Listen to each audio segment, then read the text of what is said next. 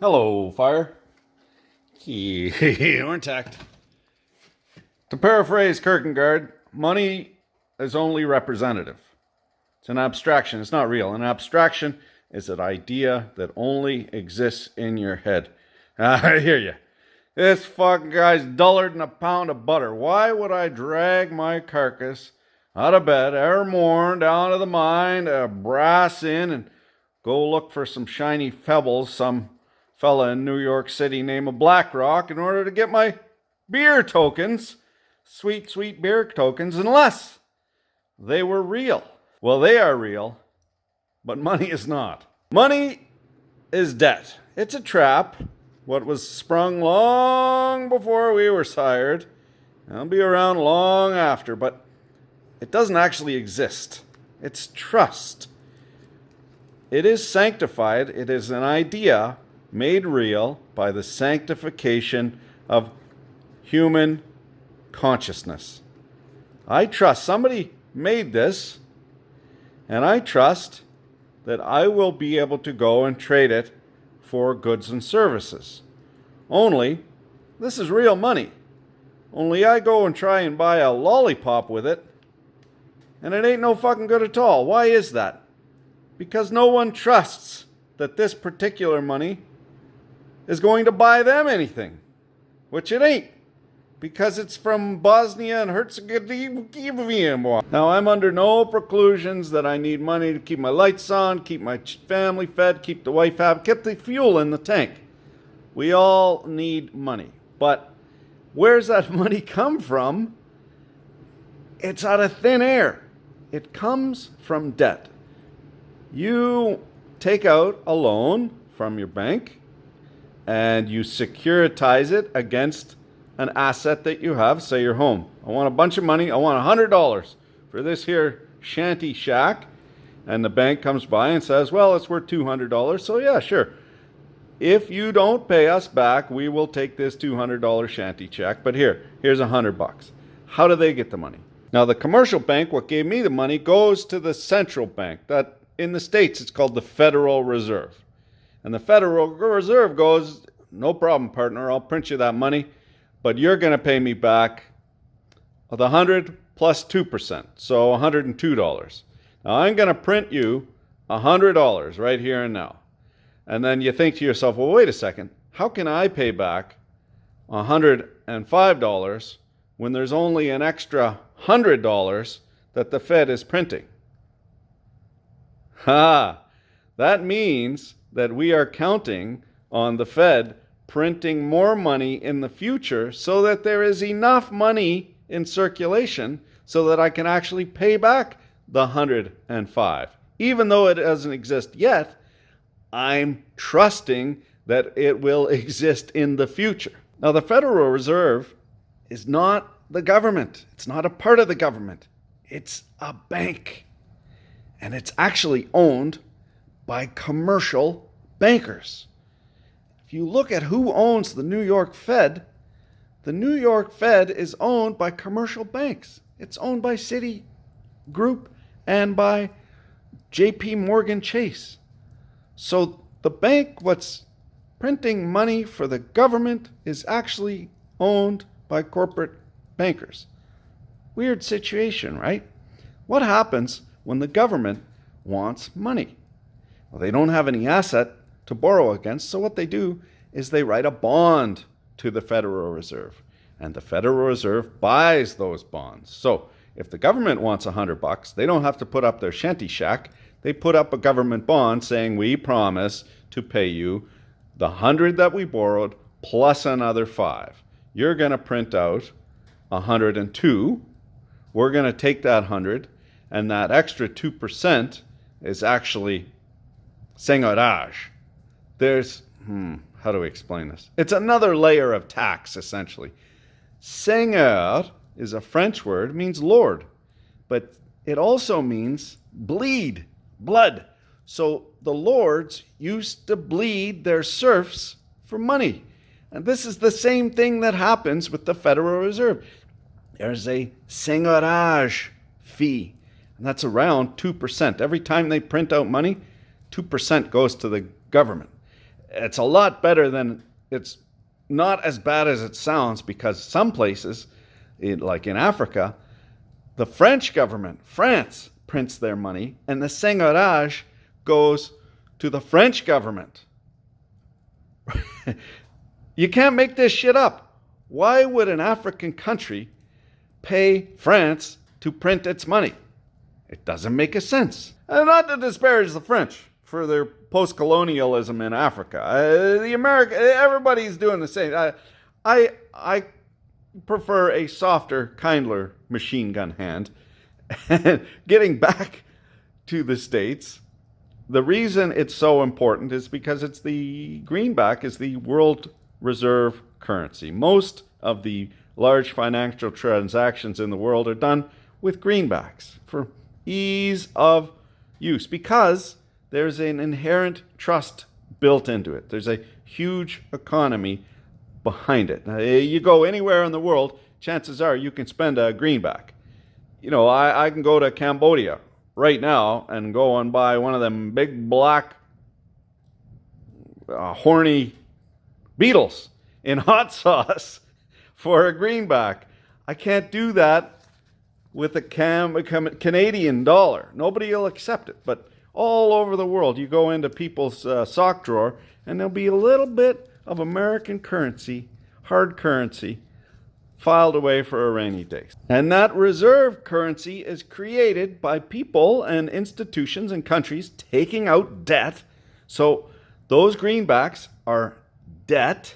And who ultimately creates all this debt, all these debt certificates, is the Federal Reserve, who is owned by commercial banks. And what are commercial banks beholden to? Shareholders. Profit.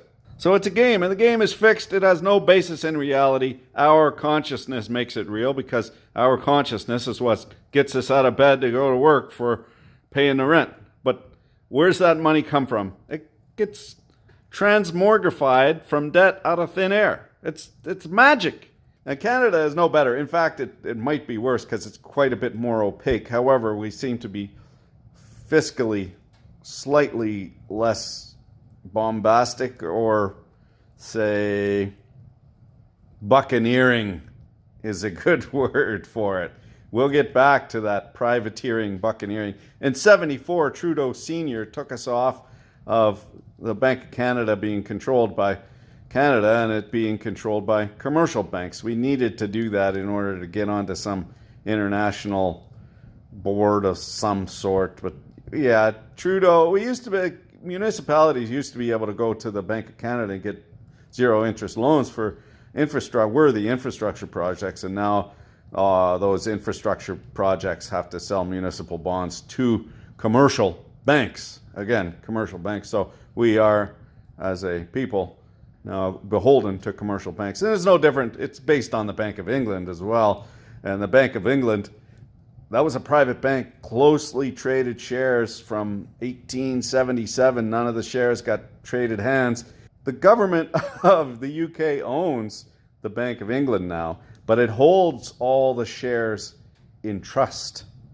And there was a Freedom of Information Act request to see who owns those shares, and it got denied by Her Majesty's government. You're not allowed to know who owns the Bank of England. So essentially, the game is fixed. The trap has been sprung, and we're in it. We ain't getting out.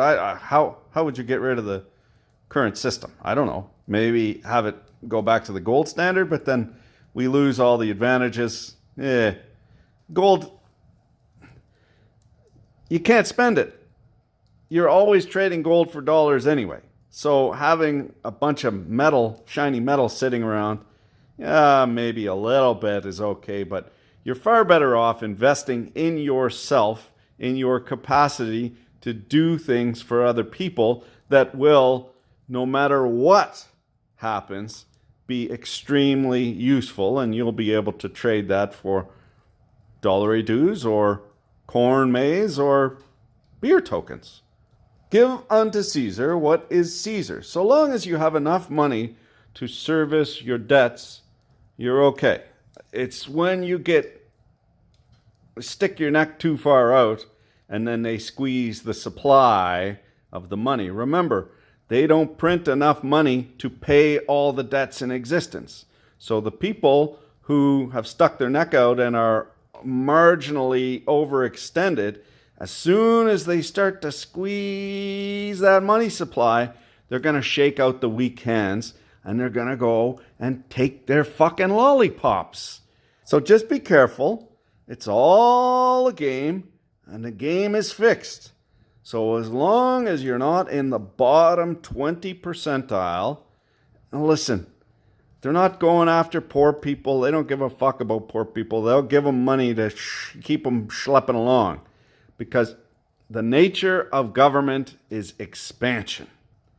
And it's also the nature of business is expansion. But I would argue that government is the business of monopoly. They take the public trust and they disperse it to big, huge corporations. You just try as an independent, go and try and sell firewood to a provincial park, into a provincial park. Can't do it because you don't have the licensing, you don't have the insurance, you don't have the connections to such and such party. You don't. So the government, in a lot of senses, is a way of dispersing the public trust into huge corporations. Now, the government is what is called anti-fragile. I would say that's a very terrible way to explain it. It's not resilient. It actually thrives on chaos. It is anti-fragile, which is buccaneering, which is privateering. This idea that you get a letter of marque, which is a monopoly, to go and sail the seas and destroy and take booty from your enemies. Bequeathed from the king, who allows you to go on the open sea and steal and pillage. So this is the idea of anti-fragility. And anti-fragile systems are very, very powerful at taking advantage of chaos. What is government but anti-fragile? It's buccaneering. As soon as there's chaos, what's it do? It expands, as we plainly saw. Look at the M2 money supply. Look at the money supply in the States. Starts off down here, it's pretty bad, and then it spikes. Takes advantage of chaos in order to expand. When in panic, when in doubt, run in circles, yell and shout. Knowing it's a little disconcerting, but it's a lot better knowing, because you can also grow your anti-fragility, knowing that they're going to try and knock off about 20% of the rich people. They say they're coming after the middle class. They're actually going after upper middle class to rich people. So I got nothing to worry about. While you're wrapping your head around that, it's better to know, far better to know than to not know. At least you can see what's going on. Chaos in the world, and the government is taking advantage of that buccaneering in expanding into that chaos. That's what it does. So we'll see. We ain't even close to done yet. There's lots more coming down the pike, lots more horrific stuff coming down the pike. And you can see that empire starts to fray at its edges. We see Sri Lanka falling. We see little banks here and there falling. We see all kinds of little countries all over the place kind of defaulting on its debt. They want to be able to have countries default on their debt because they can step in and loan them more money in exchange for something, in exchange for collateral, exchange for concessions. What they're essentially trying to do. If you look at this, okay, Turdo, he ain't doing so hot here in Canada, and there's a fellow by the name of Mark Carney got offered, hey, why don't you come? You're a liberal. Why don't you come and be the prime minister? He said, quite frankly, it's a reduction in my duties. He was the governor of the Bank of Canada and the governor of the Bank of England. And he's a straight up fucking killer.